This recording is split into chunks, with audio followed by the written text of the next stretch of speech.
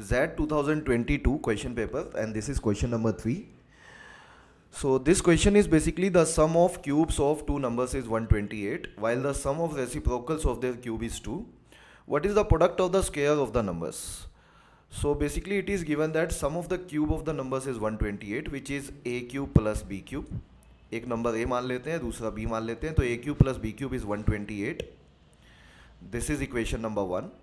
Second is while the sum of reciprocal of the cubes, it means 1 by a cube and second is 1 by b cube is equal to हमें 2 दिया हुआ है. तो अगर हम इन equations को solve करते हैं और उससे पहले ये देख लेते हैं कि क्या पूछा हुआ है. What is the product of the square of the two numbers. Product of the square of two numbers मतलब हमें फाइंड आउट जो करना है वो करना है A square into B square.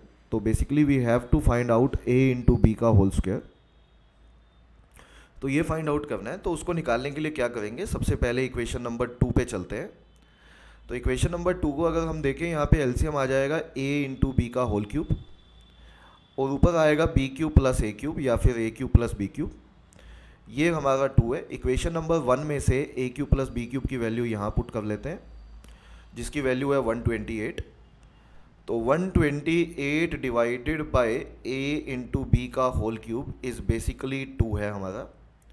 ये काटेंगे तो ये हमारा 64 आ जाएगा और ए बी का होल क्यूब हमारा 64 आ गया यदि, तो 64 बेसिकली होता है 4 का क्यूब. तो क्यूब से क्यूब कैंसिल आउट हो जाएगा और ए बी का वैल्यू a इंटू बी का वैल्यू 4 निकल आएगा.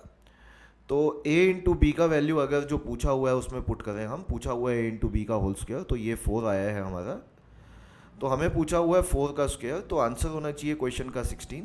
तो 16 सवाल का सही आंसर बनता है.